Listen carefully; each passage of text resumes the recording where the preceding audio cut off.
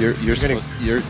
I said, are you going to do the intro? No, you didn't. You said, I'm going to do the intro. No, I didn't say I'm going to. I said, fucking idiot. So, okay, folks, we've been having a troubleshooting day the whole day long, including this introduction. Welcome to Film Fights with Friends. I'm Paul Veracci. I'm Stephen Koepfer. Here we go. We've been dealing with Riverside updates and guests who haven't updated their iOS and all this kind of stuff. Technical difficulties. It's technical difficulty day, but here we are. I guess I am a technical difficulty. Totally bad. What the hell?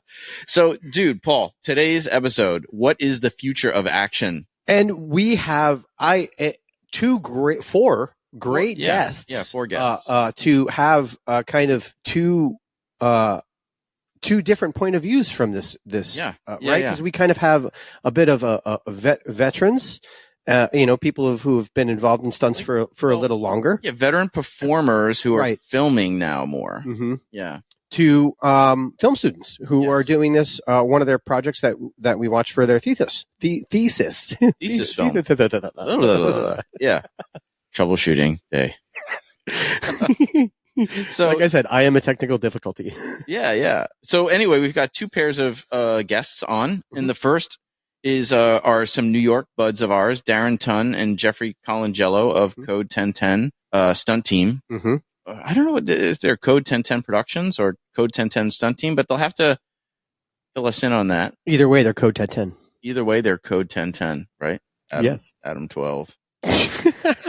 Anyways, they're freaking awesome. I'm so psyched that they won the 87 North Stunt Design Showdown. Which is no joke. No, there are no slouches of entries in that. No, not at all. I mean, veteran folks doing, and everybody, as I understand it, everybody got the same previs, everybody got the same story to tell, and they each had to do their own version of it.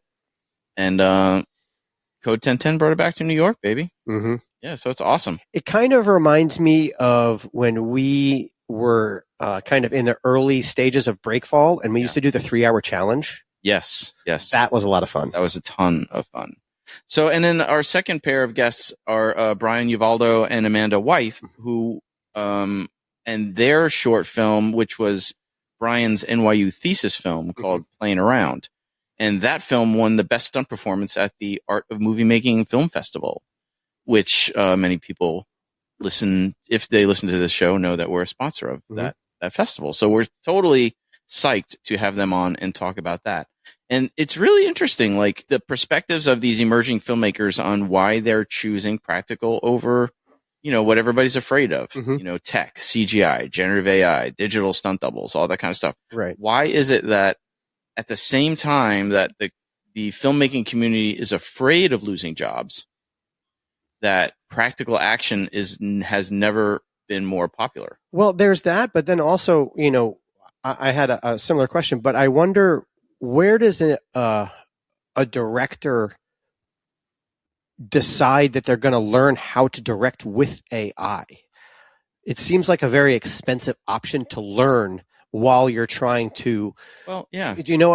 So it's also just, I guess. Well, that's one of the reasons why I'm so curious about student filmmakers going practical, when in theory they have access to that stuff at the university. You know what I mean? Right. So is it because do they have, and I wondered, you work with colleges more than I do, but do they have like a class there that's based on like AI generative action? I don't know. I don't know. I mean, I know for sure they don't have. Most film programs, as far as I know, at least the ones in New York, have zero attention paid to action filmmaking at all. It's like if your budget is $10,000, practical. If your budget is $100 million, maybe AIs could actually be cheaper. Well, I don't know, unless you're a nerd that dives into learning how to do Unreal Engine and all this other stuff, then maybe it saves you money, but I have no idea how the cost ratio, you know what I mean? Cost ratio works. But also, again, if you're working in, probably when you're hiring a company to do all of your editing and all of that stuff, I'm sure that the costs are through the roof, as opposed to when your buddy can do it. Well, yeah. I mean, on the big level, on the big productions, I've heard arguments both ways. Mm-hmm. You know, why this one's can save you money or why that one can save you money. But in the end, I think it comes down to what ends up on the screen being more, as Amanda said, more authentic, feeling more authentic. Absolutely. Yeah. So yeah, great interviews with these 4 emerging filmmakers. You know, maybe what we can do in this, or at some point, like throw in our show notes, just a quick two like 5-second examples of a CGI fight and a non-CGI fight. I haven't seen a CGI fight. I mean, an AI fight that I thought. Or an AI fight. I'm sorry. I see. CGI is what they used to call it. Now no. It's CGI. We all use CGI. No, you know, I feel like totally different thing. What I was going to say is, you know, sometimes what was it? Was it She-Hulk? I believe they were like a lot of the spinny stuff that Daredevil did. They said was AI and not an actual stunt person. So I was wondering if maybe we could actually get some facts on that and bring up 2 different fights and just see if people are like. Maybe we can get somebody from that production on the show. Yeah. It's interesting. I've never done a side-by-side, I guess is what I'm saying. I mean, generally, we all know when we're watching a film that's fake. We all know. Oh, for sure. We all know. You know, yeah. But the issue is, I think young people raised on that don't care that it looks fake. Yeah.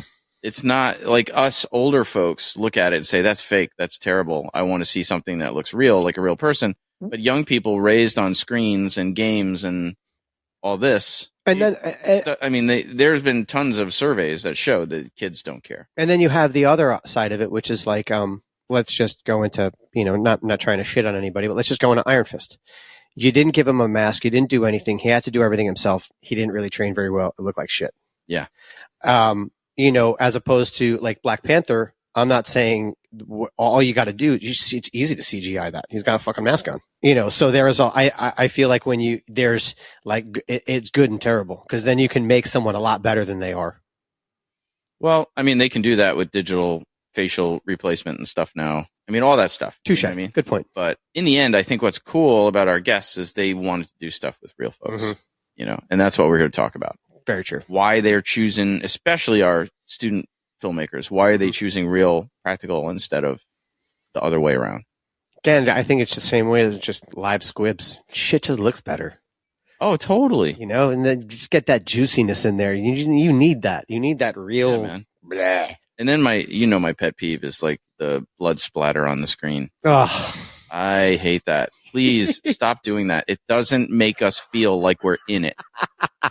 It just doesn't. You might as well just shoot in 3D. It actually is annoying. It's distracting from the image on the screen. Just stop putting blood splatter on the screen. It doesn't make me flinch. No. We're not with the 3D glasses and the VR stuff. Like drive angry? Yeah, exactly. But anyway, man, we have a couple of things to mention. Our last, we always like to shout out people who comment and engage us. And we have to say the last episode that we dropped. So when this episode drops, it'll be January. So this is several episodes back. But when we're recording this, we had just dropped the How Not to Get Into Stunts episode.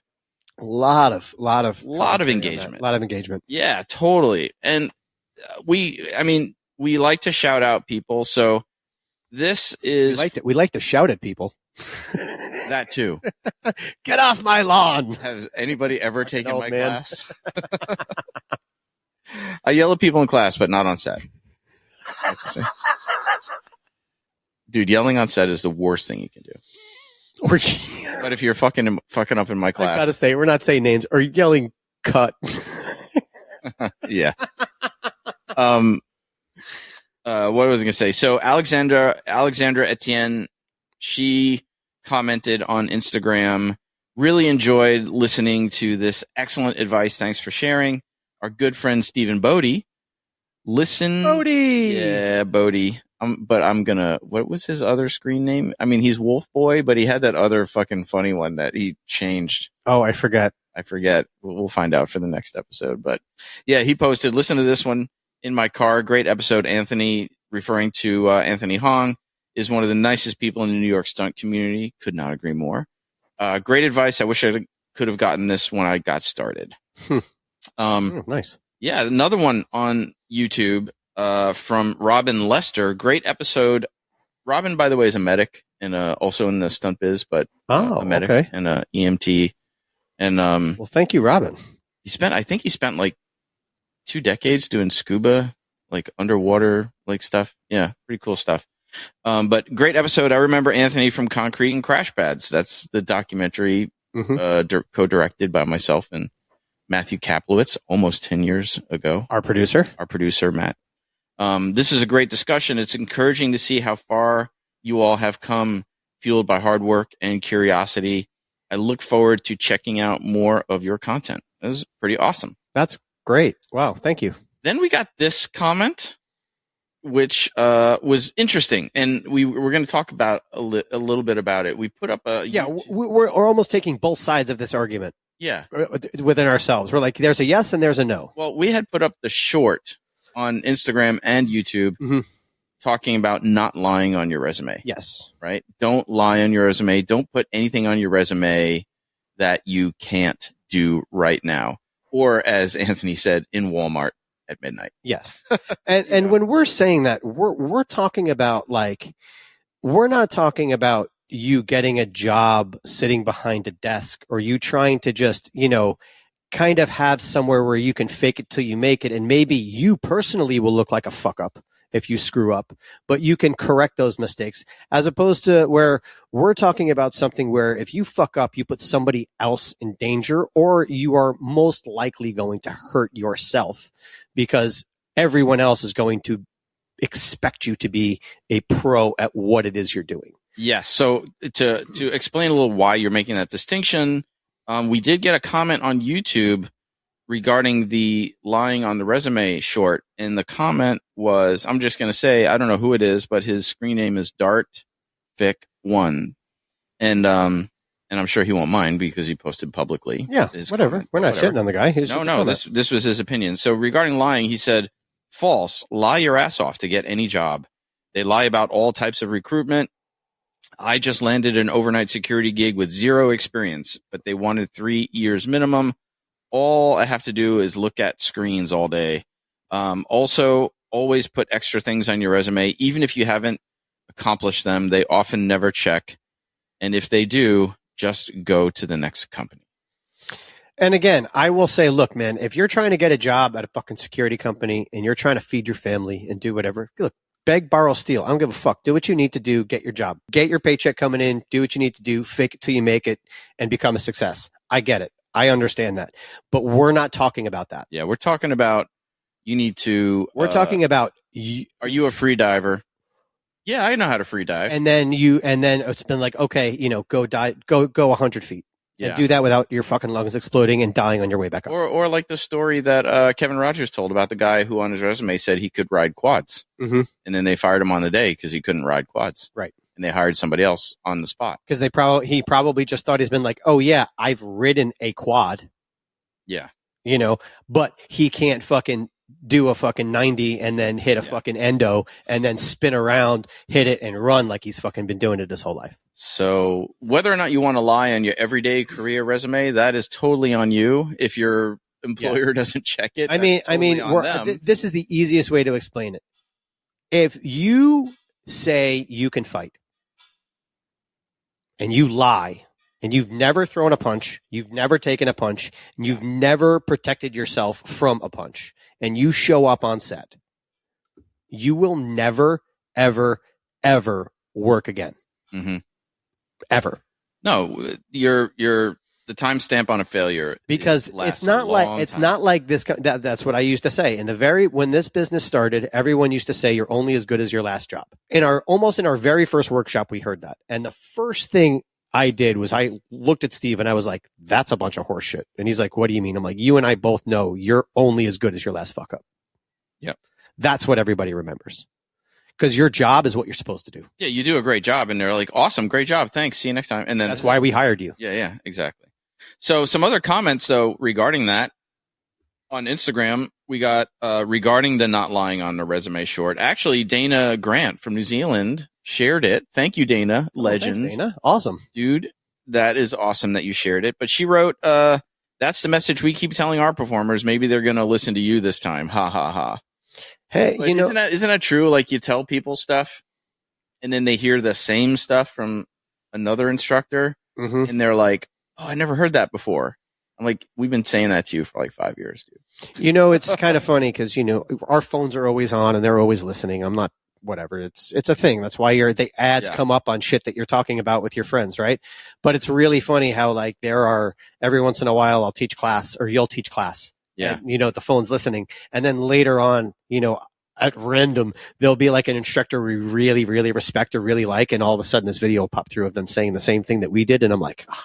Yeah, totally. Or I've done seminars at friends' schools and stuff, and I'll teach a lesson, and they'll be like, the students will be like, "Oh my God, that's great." And I look over at the main teacher, and they're like shaking their head, like, "I talk about this all." But sometimes, you know, you hear it from somebody else, it just registers differently. Whatever. So thanks, Dana, for sharing our short. That was awesome. And then also, David, does he pronounce it Laval or Lavally? I mean, Laval sounds... That's how I say it, but I feel like the double... I like Laval. I feel like I can say that with my nose in the air. Yeah, but he's got the 2 E's. It's Laval. At the end. He's got the 2 E's at the end. I don't know. David, you have to... We apologize. I'll say Lavally, and Paul will say Laval. One of us will get it right. I don't know. Let's see. Which one sounds like a cologne? The new scent. Dior. By Laval. Laval. Yeah. Laval sounds like a cologne. Yeah, totally. But anyway, he commented. Lavally sounds like the American version of the commercial. It sounds like a patriotic show tune. Like Reverie. Dude, sorry, David. We're having so much fun at the expense of your name, but we love you, dude. 100% well said. It was his comment on the video. And of course, Las Vegas stunt professionals commented 100% on the not lying on the resume. Thank you. Yeah. You guys are awesome. But even more, thanks for listening and watching the show. You guys all rock. Very cool. We love the engagement. Keep engaging, folks. By the way, that episode did set a record for most downloads in the first 24 hours. Oh, that's great. I also like the fact that, you know, it's nice that, you know, people that we respect listen to the show and aren't like, you guys are fucking clowns. Yeah. We love it. It's awesome. Dude, not too much else to catch up on, except we are doing a food drive here. You got fucking 2 bins full of food, man. And someone just brought in like 37 pounds of fucking pasta. I know, right? We're doing a food drive here just in the event, because we do have some students who have lost work and they might be losing their health insurance, and 2026 is going to be a rough year. Congrats, by the way. Oh, I know. Holy shit, bro. I just made it getting the health insurance. You sent me that picture, man. I was so happy for you. It was a photo finish this year for the SAG health insurance. So I'm good for another year. Thank the Lord. But we do have some students who have been laid off and are in. So we're doing a food drive here. And for those that are not local to New York, we are doing a food drive along with another podcast we love called Fighting Matters. They started a team food drive with Feeding America. So even $1, dude, every dollar, like I think what they said, every dollar equals like 10 meals. Yeah, it's kind of crazy. Yeah. So we have the link to our online food drive with Feeding America in the show notes. So if you feel so motivated to kick into that, we would actually really appreciate it. I remember when I had no money and dollars were like converted into packs of ramen. Yep. Dude, I was like, okay, how much ramen can I buy for $1? But if you are local to New York and you want to kick into our food drive here at the gym, let us know. You can come on by, and whatever we don't give away to students, we are going to donate to a local food kitchen. So, we've got a nice bunch of food stocks growing here. So kick in, please. We couldn't do any of this without our sponsors and our loving, supportive, amazing Patreon members. Oh, by the way, we do have a new paid Patreon member, Evelyn Vaccaro from episode 216, season 2. Great episode, by the way. Yeah, also getting great engagement, like amazing engagement. But that's because Evelyn's so great.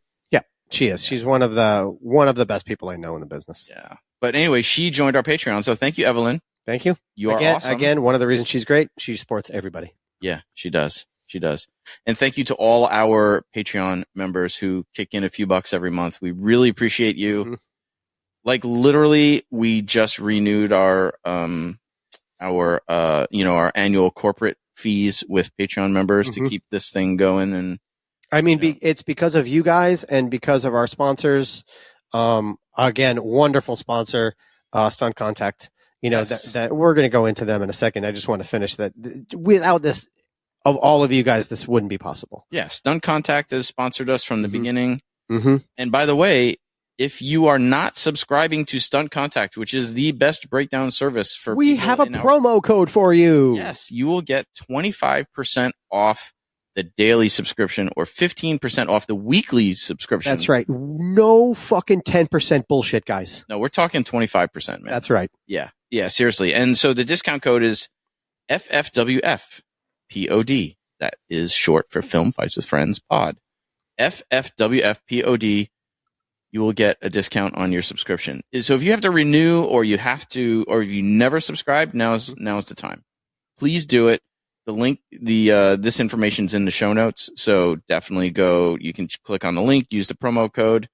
And and you don't have to be a stunt person to be involved with Stunt Contact. They reach far and wide when it comes to their information that they put out on productions. Yeah, totally. If you just want to know, if you're just in the industry in any department, and you want to know what's going on, when and where, what's in development, what's in pre-production, what's in production, it's a great breakdown service, And what I like about it, it consolidates all the trade, like all the articles from the trades about that production, everything in one place. And it's not just stunt information. It's who's the line producer, who's casting, all that stuff is in there. And they have this new thing where you can follow a particular person. So like if you want to follow, let's say James Armstrong is doing something and you follow him. So anytime he ever comes up on there, it'll pop up you'll get a notification. Oh, great. Or anything like that. So they're constantly evolving the service. It's great. So please check them out. It's all in the show notes. FFWF Pod. Mm-hmm. Cool.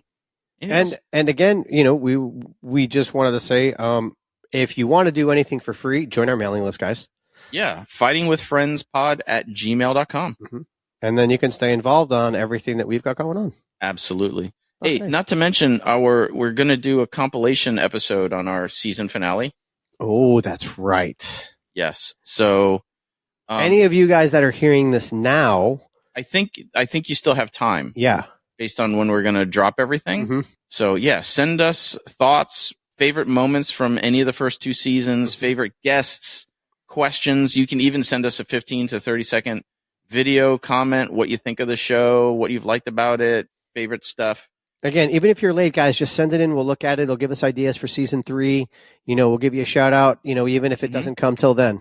Yeah, totally. Sure. So you can send that to email or any of the, DM options on any of the social media we are on, which is basically everywhere. And you should be following us everywhere. Fucking A. Yeah. Instagram, YouTube, TikTok, Patreon. Where else? Substack. Anything else? Spotify. Oh, LinkedIn. I post all the stuff on LinkedIn. We're everywhere, man. LinkedIn, YouTube, Facebook. Yeah, you can comment on Spotify. Yes, you can leave comments on Spotify. We're everywhere. On Apple, you can review us, which you should be doing. Oh, yeah. All the reviews. Review us on Apple. Review us on IMDb. That keeps us up in the top of people's algorithmic. Oh, that's the other thing. We had some top 5s this week that you sent me. We're in some people's top 5 podcast list. Oh, yeah. That's awesome. I mean, we're dropping in January, but, everybody last month was doing their Spotify year-end wrap-up. Yeah, man. And we're showing up on people's top 5 podcasts. We got as high as number 2. That's great. What the heck?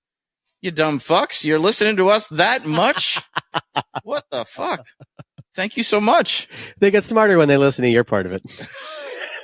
I'm gonna. All right, man. So I think with that, we should move on to our awesome guests. Here we go.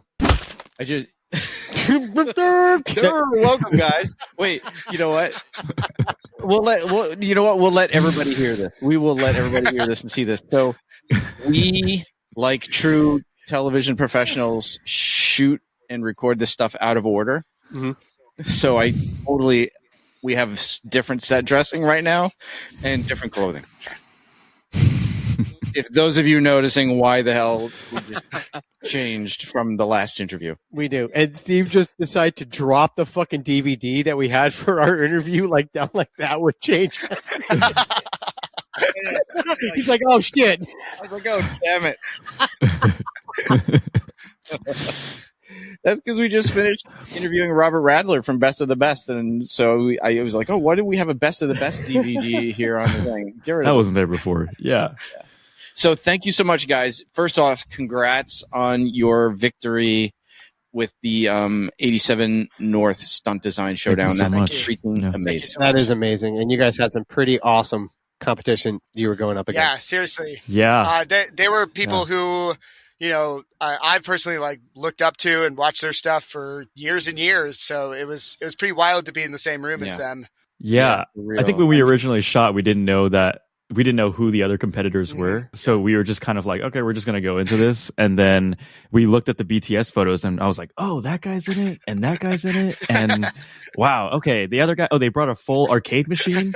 Like 2 teams bought like full arcade machines. And I was like, oh, wow. Okay. Yeah. So it's pretty serious. Yeah. They were sweating. So just for the listeners, hit pause. If you haven't watched the fight, it's linked in our show notes. So hit pause, go watch it. So you know what these guys and their crew did, and then come back and listen to the rest of this. Let's start with just like how, I mean, you know, the premise of this episode is sort of this contradictory feeling in the industry between fear about being replaced by AI, generative AI, you know, digital doubles and all that kind of stuff. And at the same time, action and practical action feeling like it's never been more popular. There's never been more people trying to get into stunts. Movies, big budget movies are actually using the behind the scenes of practical action to promote the movies. And then the final result, you know, people seem to just appreciate it more. Yeah. So we're sort of at this crossroads, right? Of in the filmmaking industry of fear of one thing, but also the reality of life presenting something different. So we wanted to have you guys on as younger, more emerging filmmakers to talk about that, especially because you won this very prestigious competition that with all practical stunts, right? So talk about how you, maybe a little bit about yourselves, how you got involved in this, and who is in the rest of Code 1010, so we know who is entirely responsible for this awesome piece of film that you guys did. Yeah, Jeff, you should start us out. Sure. So Code 1010 got started. The kind of tagline we always use is we got started by filming fights in the streets of New York. We were a scrappy little group of people who were really excited about stunts and really excited about making things, and we got started there. It's why it's called Code 1010, because it's police code for fight in progress. And so we started there, but we started getting more and more obsessed with what kind of narrative are we telling? How do we make this feel cinematic? How do we make these pieces that we're making feel like they have a good point to them overall? And honestly, I feel like one of the projects where we really went far on that was with Let It Snow, which started as like this fun little practice fight in a phone booth and with Nick, Robin, and then kept getting more and more ideas added on it. Darren came in and really was like, oh, how can we make this like more cinematic? How can we make this more of a thing? And we worked backwards from the fight, oddly enough, into a narrative around the piece. But that kind of thinking and that kind of practice really led us to realize that this is something we love to do. We love to create these kind of action-forward narratives and see these characters really kind of use action as dialogue to work out what their problems are and how do they react under pressure? How do we learn more about them as they engage in these insane sequences? So yeah, it's like taking an action short and turning it into a feature. Yeah. And that's eventually, you know, the hope when we continue to kind of figure out our stuff and figure out our process and get more and more tight in what we're doing, the next natural step hopefully is that. I mean, it sounds like it was perfect training ground preparation for the 87 North competition. Honestly. Oh, definitely. Oh man. Yeah. Darren, you got to tell them about the boxing spec ad that we did. Well, yeah, I would say a lot of our stuff, just backing off of what Jeff said, a lot of our stuff changed after we did the short Let It Snow. I went on a trip to LA and I met with a lot of like directors and a lot of like second unit directors, like action people. The main thing that I kept hearing was that story was super key. And, you know, they've seen like every previs possible. They've seen like every piece of choreo they possibly could have. And the thing that they really resonated with was what the characters were doing and how we made them care about them. And so when I came back to New York, I was like, oh, like we've just been doing a ton of like street fights and like a lot of practice fights, which were really, really cool.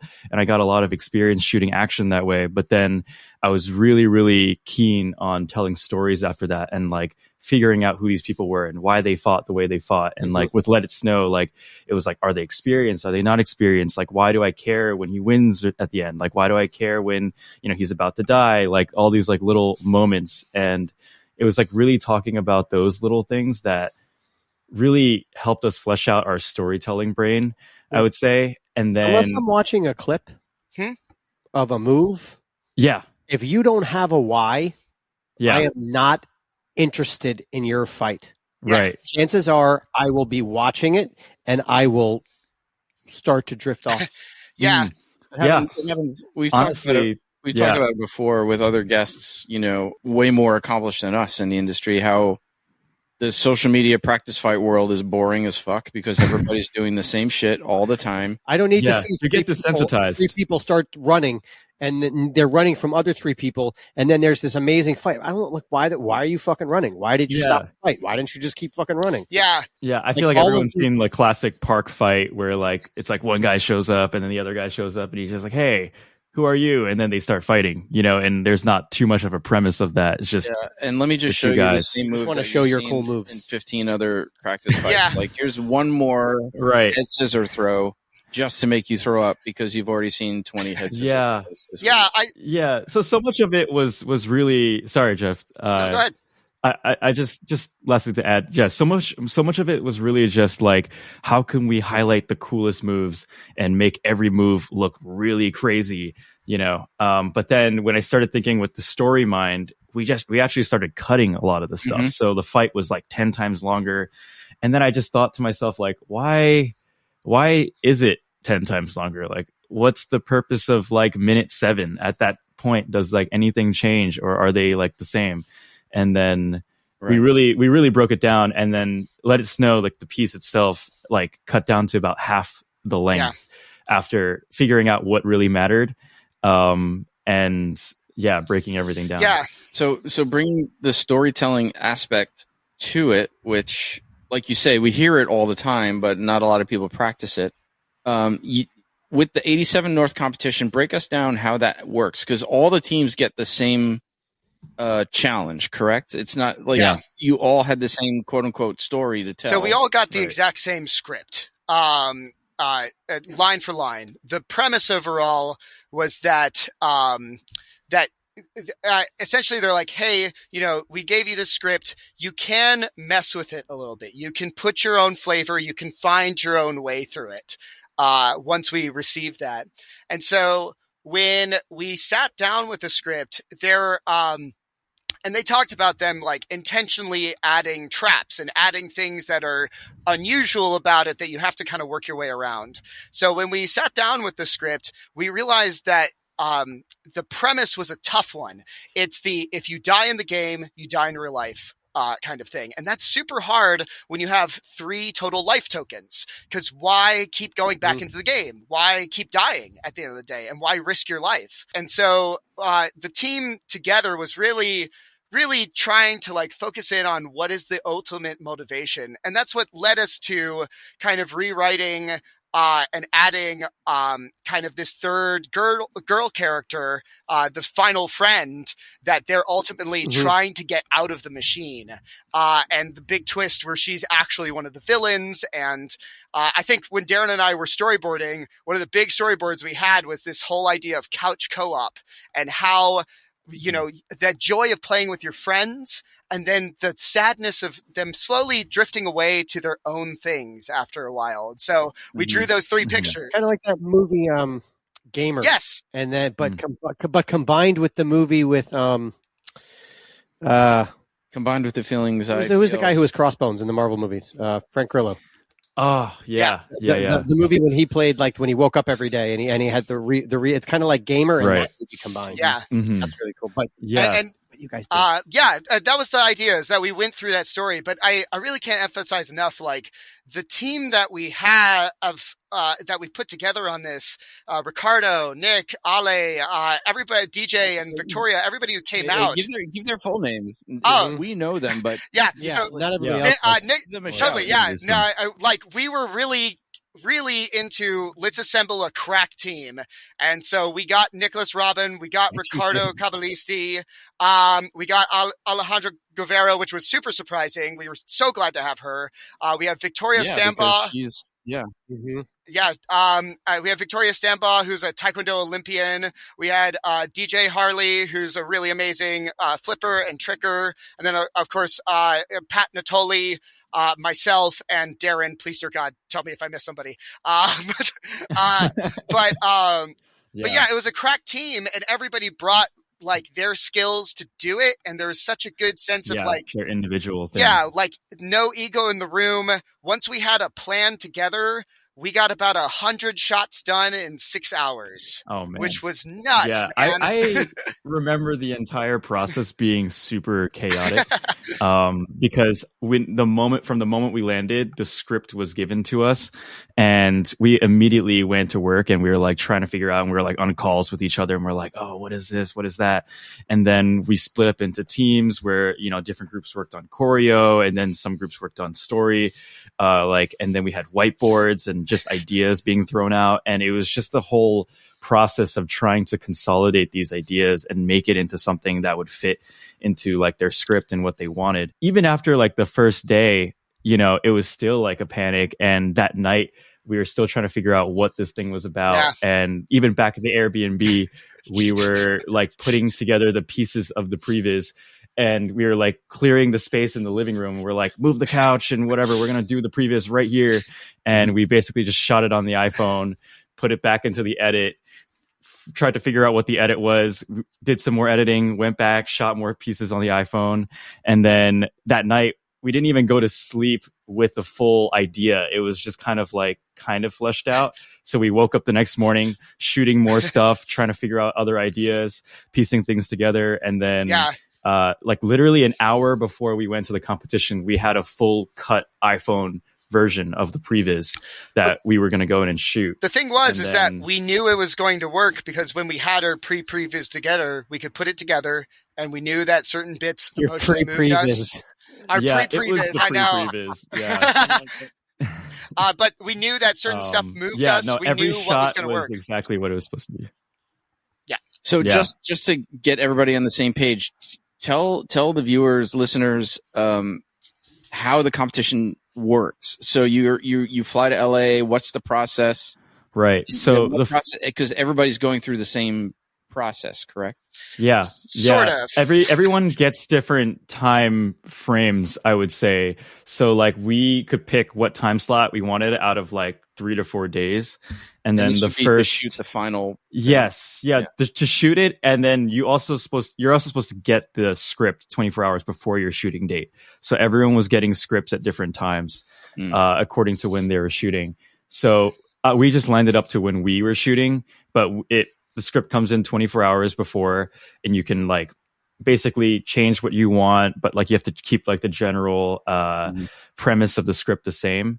And then one sec, because when you're starting, can we just go from what the competition was when you read about it? When you're like, hey, this is what the competition is, and then to kind of your process into getting it together, just so everybody knows, like, sure. when they were like, "Hey, Yeah. we're doing this," and you're like, "Hey, let's do this." Like what were they? Starting all the way back from like the submission, essentially. Yeah.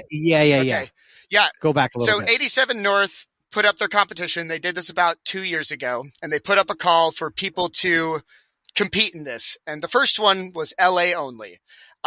This time they didn't mention where you had to be from. So we saw that and we were excited and we were like, all right, we're going to put our submission in. Do you think they assumed it would still be LA only just naturally? To be honest, based off of how they reacted, yes, actually. Because essentially what happened was we put together our submission, which the thing was like, film yourself and tell everybody why you should be in this. We ended up doing this like gritty interview sequence where, there's a hard spotlight and I'm getting beat up by the interviewer and we're getting questioned on like who we are. And it was super intense, super funny. We'll send the video to you guys sometime. But they were so impressed by that. We got a call almost immediately afterwards being like, hey, did you read the rules? You know that this is in LA, right? And we said, yeah, we know what we're getting into. And they said, okay. And then we were picked ultimately. So I don't think they even anticipated anybody from outside of LA doing it ultimately at first. But let alone winning it. Also that. So yeah, we got it. That was crazy. And we had essentially 10 days to finalize our team, figure out how to get to LA, figure out how we'd stay there long enough, figure out how we'd get lights, how we'd get a rental training room, how we would get everybody there, and then how to get everybody out. So you had monumentally more to do than every other team, essentially. I would say administratively, Yeah. The more you talk about, this is why I had you, because I'm just shaking my head. I'm like, why? Yeah. Because now right. it's featured in Variety. Because this is why. This is why, motherfucker. Yeah. I mean, we were really inspired by the competition 2 years ago and seeing the winners of that and seeing like the level of talent that was going through that. We really wanted to be in a space where we could flex our muscles and show what we could do. And yeah, if we had to go to LA and do all this extra work to do it, so be it. Whatever it took, you know. Yeah. We really wanted to be up against the best of the best. And where's that DVD? I need to bring that back. Hey. So yeah. Go ahead. But yeah, I mean, so no, you finish your thought. So you were going up against the best of the best. So we showed up there, and again, we didn't know exactly who was going to be in there. But to Darren's point, we were obsessed with the first one. At that time, we definitely were not ready to do it. We just didn't know enough as a team. But this time around, we felt stronger. We felt, Nicholas Robin has really been working on his rigging. The team has really like put together as a whole, and we've gotten used to working fast in crazy situations. So we felt we were ready. And so, yeah, we showed up. They gave us, they had a very quick day where, I went in early and just looked at the space and we could measure the space and, work out the logistics beforehand. And then we got the script. We had 24 hours from getting the script where we we had to figure out what we were going to do. 6 hours to shoot it, where we had we ended up borrowing these giant tungsten lights to shoot the thing. And then from that 6 hours, we ended up taking shifts sleeping to finish the edit and get VFX in and turn it in on time. Not really much sleeping. Yeah, definitely. Shifts is Shifts is very generous. So let's bring it back to the original question just to wrap up the interview. Practical. What are your thoughts? I mean, you guys just did an amazing practical video film, and obviously you both are engaged in practical stuff all the time. I mean, for those not listening, Jeff is a stunt performer, Darren's cinematographer, and that shoots a lot of stunt performers. I mean, so it's no brainer that you guys are interested in practical, but what are your thoughts on the whole state of the industry regarding practical versus everybody's fear that we're going to all lose our jobs? Yeah, it's super interesting. I'd say, having experimented with very slight AI stuff and seeing what people have done with it, it seems to do a good job visually, but then there's just something that you can't replace when it comes to performers and the way performers move. And I don't think can be replaced very easily. I mean, I've seen like what they've done and just the way that performers move, and like you could see like the texture and like the speed, and there's something that feels human about it.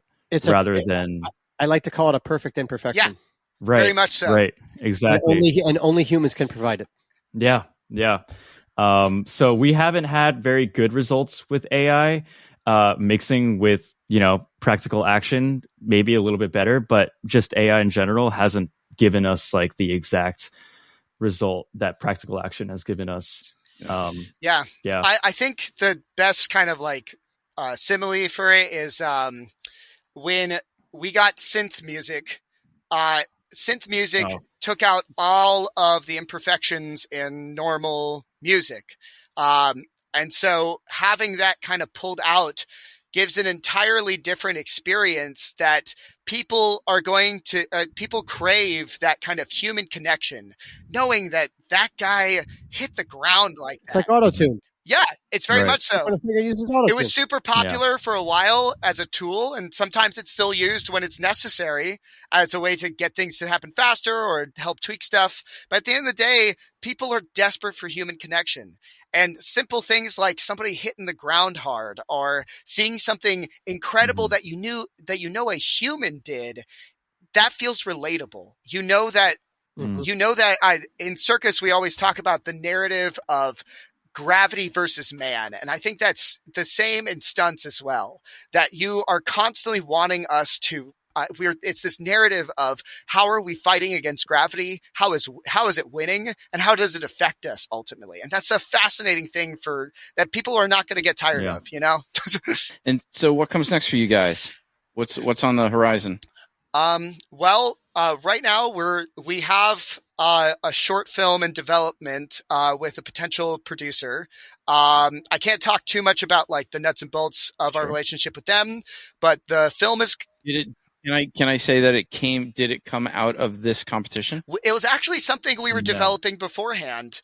Cool. But the story, the movie's called Ride or Die. And it's essentially Final Destination on a subway train. The current insane plan, and I'm mostly saying what the insane plan is so that if we do a call to action, we sure could use some help. We're going to build a subway car, and we're going to film inside that subway car. We're going to use it for rigging. We're going to do whatever we can to pull off the craziest stuff we can think of. So help us out when we get there, because it's a crazy idea. There we go. Hashtag awesome. Subway car. Yeah. On all these posts that we're going to Right. Yeah. Right. Yeah, exactly. I mean, but I feel like subway cars are set up perfectly for it. If you watch all those fucking assholes dancing in my goddamn face and all this shit, I was like, you guys are set. Those things are fucking sturdy as hell. Yeah. We've been trying to work out your short should be Showtime. Showtime. Yeah. Oh, that's really the name. Oh my god. Oh my god, dude! Thank you so much, you guys, for coming on. We really appreciate it. Congratulations again. Thank you. It's super awesome that you guys did this.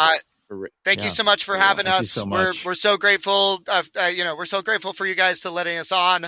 We're really grateful for everybody who's made Code 1010, a survivable thing. It's been really amazing. Yeah, you guys rock. Thank you so much, guys. Thanks so much, guys. We can't wait to see what you guys have next. Awesome. Yeah, totally. Thank you, guys.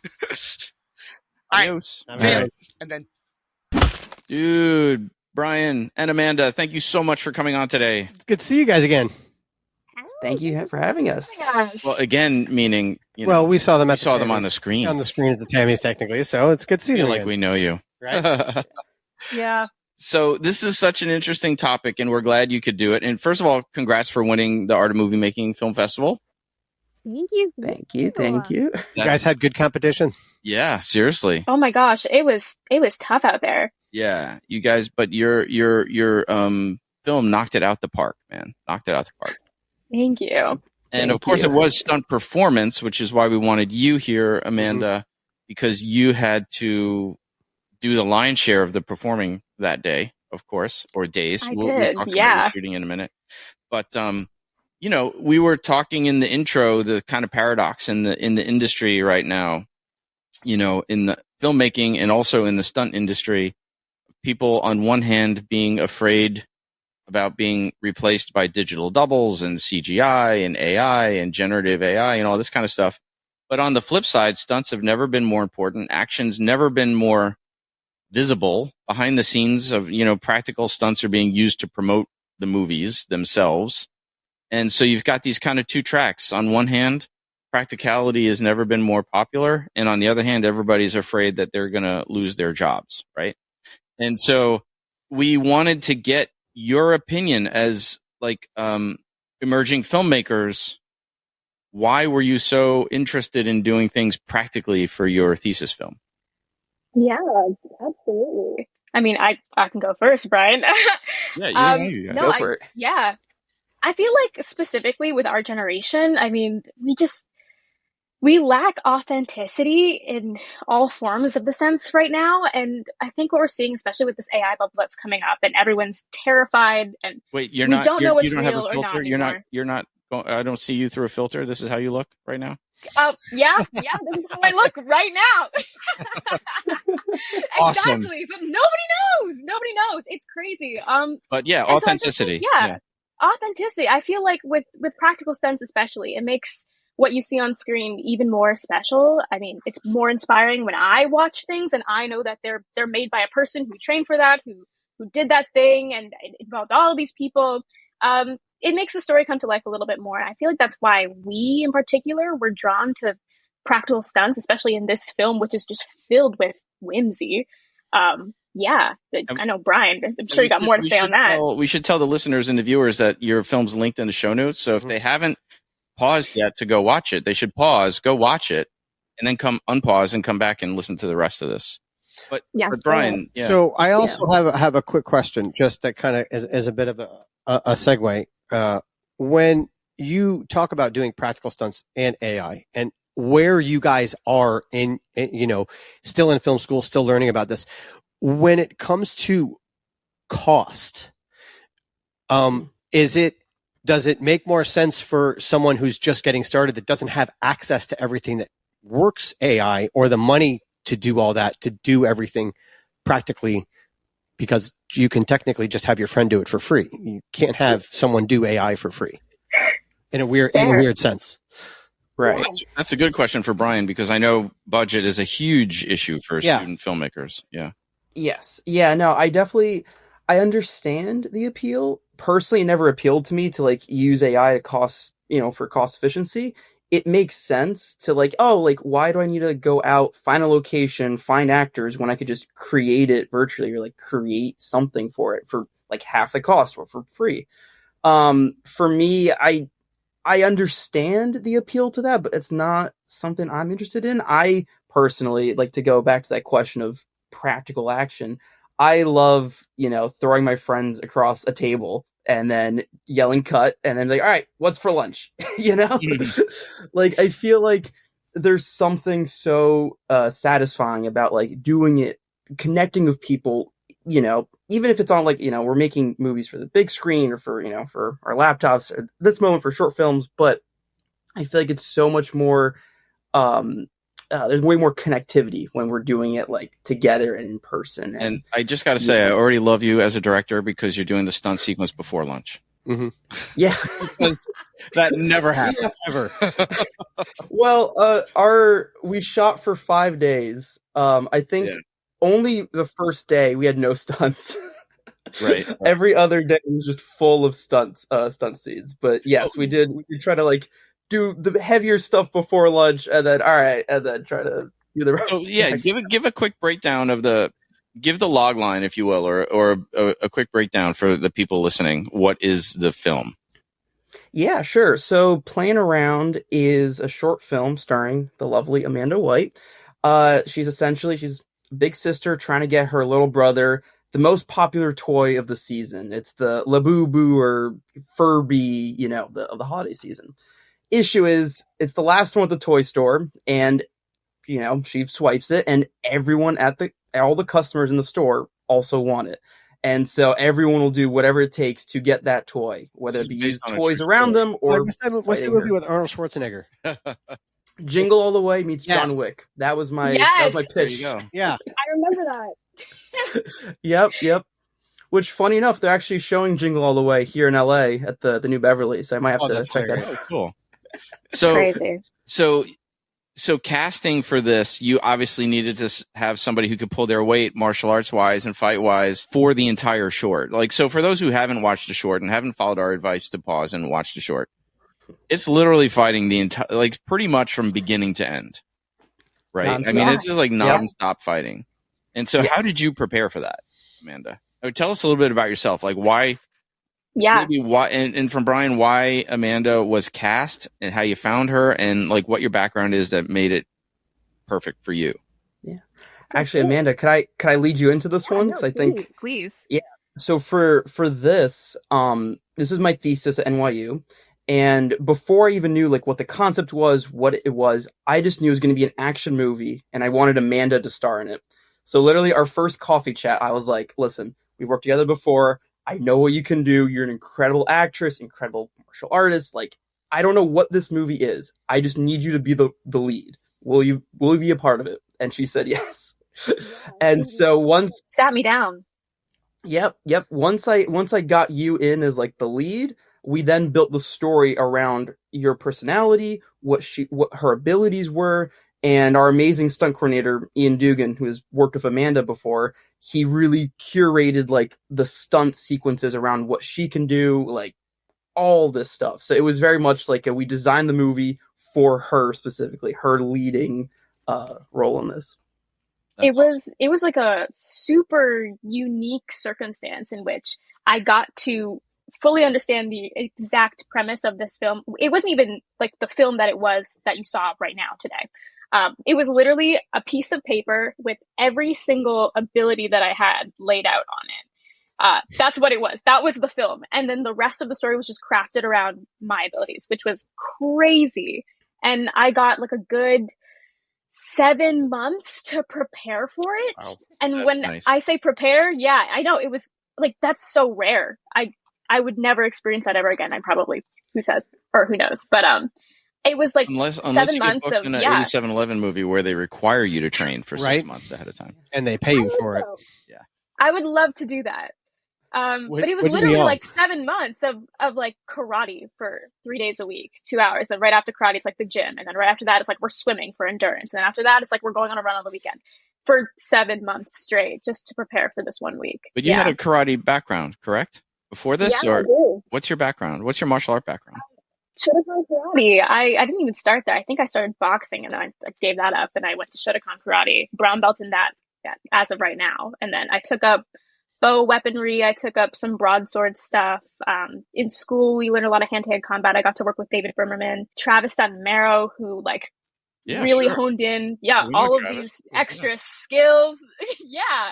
And that's really my background. And then all of it was shaped around that. Very cool. Very cool. I think one of the most important things when you're using a weapon, especially on film, is, everybody always says the camera never lies. It will tell if you've ever held a weapon before you've stepped onto that screen. So that training to me is really, really important, that when you hold that weapon, it's just a natural thing that you use, especially with all of the different random things you had to grab.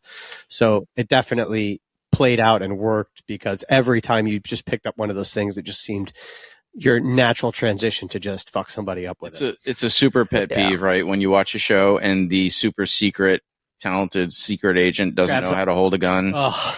Like, if we did that with AI, they would hold the gun perfectly, but they'd have 6 fingers. Or when you have like the super amazing detective walk into a crime scene and he starts talking about assault bullets. Yeah. It's like, yeah. No, one of my favorite shots when we got it on set was Amanda like swinging the Barbie nunchucks and then just the land. Yeah. And the way she like smiles at the end, she's like, I did that. The Barbie nunchucks are awesome. Actual legs flying on set. It was ridiculous. I mean, it's also a nostalgic weapon, because everybody used to have, or if you went to a house where there where there was a girl there was always, I don't know why, but those two Barbies with the hair tied together was just, but then using them as nunchucks is pretty awesome. So, but the improvised weaponry with all the toys, how did you guys, was that all on the day, figuring out what we can do with this, what we can do with that? No. No, this was, I mean, the 7 months that Amanda had to prepare for the movie were also writing the script and preparing all the weapons, all the stunts. Like, it was, I think the Barbie nunchucks were one of the first things we came up with. The xylophone was the second. Mm-hmm. It was very much like, we got to figure out like way before, because like we need to make sure like when we're actually like, you know, pretend, or like someone's like hitting the xylophone, like we have to make sure it's a good xylophone. It's not actually going to hurt. When she throws it, we're throwing at a mat. It took us so much planning and rehearsals. And it was very, very thorough vetting of like, all right, what toy should we be using? It was not like, let's grab that toy off the shelf. So like, you had to stock your location with the toys that you've been planning with for like the last 7 months. It kind of sounds like they did what we should have done when we shot the Troy thing. And on the day we were like, fuck, we need to do this. Ah, fuck, we need to do this. Fuck, we need to do that. Like, we're knuckleheads. We just like there were just so many little things that like, because we're reshooting something else. Yeah. And we didn't do any of that except for like kind of movement rehearsal. And on the day we were just like, how the fuck did they shoot this? Yeah. Sure. Well, There's no way. The other thing too, if this was, because this was an NYU short, they are very heavy on like the vetting process. Mm-hmm. Like everything needs to be like accounted for because of insurance stuff. So they're like, all right, if you're going to use the Barbie nunchucks, how are you going to use it? Who's going to use it? Where are they going to be located? And again, a shout out, Ian, he wrote a 30-page stunt breakdown of the entire movie and was like, here's the beat by beat to NYU. Like, here's how we're going to film it. Here's where the camera is going to be. Here's how we're going to stack things, where the actors are, what weapons they'll be using when we're changing it out. Like, the Lego shard. Yeah. That was really funny to write about. It's like, oh yeah, the little girl's going to hold it above her head, but like in a non-threatening way kind of thing. It was just, how do we word this so the NYU's not going to throw a tantrum? Yeah, I've written those for NYU for sure. Yeah, it was like my production request getting COVID stuff approved for Disney. Yeah. So so now that you've had a nice run, or are you still having a run? Is it still in festivals? Or your festival run pretty done for this? Yeah, actually. So today is the LA premiere tonight. So I'll be going to that. And then this will be the final festival, and it's the LA premiere. So it's going to be kind of fantastic. That's right. So what comes next for you guys? You stole my fucking question, you dick. I didn't steal it. It's written right here on our notes. Yeah, so but look, what comes next? Paul? See, it says right before there. Well, what comes next is I'm definitely making a movie with Amanda again. We have to top it. Yeah. Yeah, we got to top it. I got to figure out a way if either you're coming out here to LA or I'll fly back to New York or something. But like the next movie will definitely be with Amanda. I'm thinking maybe a car fight scene. I don't know, but I just know like more practical action. Just really just go. And actually, I was talking to a lot of like my new friends here in LA, and like just like, I want to make this action movie. They're like, let me know when. I'm there. I'm like, so are you originally from LA, and Amanda, you're originally from New York, or? No, not at all. I'm Canadian. I'm fully in Toronto right now. Oh, wow. Oh, cool. Yeah. Awesome. And I'm from New York. I'm a New Yorker. Wow. So have you moved to LA? Is that good, man? Yeah, I moved to LA last year. Yep. Oh, wow. Perfect time. When I know, right? Right after the fires went out. And you're in Toronto? I taught up in Toronto 2 years ago. I got to get back up there. Yeah, I taught over at the Monkey Vault. Yeah. Oh, I love Monkey Vault. No way. I just did a project where the owner was the stunt coordinator on it. Yeah. Yeah, it's a great place. Yeah. Do you know Lyco or Ava Blackwell? I do not. I have not actually made it out to the Monkey Vault yet, but I would love to. Oh, you should go. It's like a little hub for the stunt. I'm well aware. It's very much well talked about over here. Awesome. So hopefully if I get up there, I'll see you up there, man. Hopefully. I can't wait. In LA. All right. Well, listen, this is the thing. We're all like this. I actually think this is the future of the industry, is like just being completely all not local to the same place. Mm-hmm. It's just the way it is. Like we learned, we did a episode just recently with Lyco from Toronto on Star Trek Strange New Worlds. She was talking about the VR wall, right? That they shoot at the VR wall. And while they're shooting in Toronto, it's folks in LA are actually controlling the VR wall. Wow. It's insane. Like real time. Mm-hmm. Yeah. Yeah, it's like when I do mocap work, they're talking to people that are somewhere the fuck else watching the same thing. It's crazy. Right. Awesome. I've also, in the editorial world, I've seen too, right, where it's like, oh, we shoot in LA, we shoot in New York, and then we send the dailies to London. Yep. Where they're like, there's a whole 8-hour difference. It's like, oh, when we're wrapping our day here, they're just starting their day. Or we send it to Prague for the VFX, or we send it here for that, and this and that for the. So then it's kind of cool because like you wake up the next morning to start your work, and you're kind of getting the end of the editing from the day before. So it's just kind of like this constant cycle of moving parts. It's very cool. But it's kind of weird when you think about it, the production actually works 24 hours a day like that. Yep. Yeah. Yep. So thank you. Congratulations again. It was really a really fun short. Mm-hmm. It's actually perfect for the Christmas season, the holiday season. So everybody needs to go watch it. Absolutely. And it's great because you can, if you want, it's one of those things you can watch with your kids. Your kids will laugh. They'll have a fucking great time watching it. Yeah, totally. Excuse my language. And it's funny. I was walking around one of the malls here in LA, and I'm like, oh, actually, yeah, it's Black Friday. Christmas decorations are up, and I'm like, I see everyone running for the Labubu, and I'm like, huh, that seems vaguely familiar. Please, my wife had me getting Labubu like at New York Comic Con. Mm-hmm. I'm like Steve. It's the Labubu's here. It's here. It's here, and it's here. Yeah, totally. So thank you so much for coming on.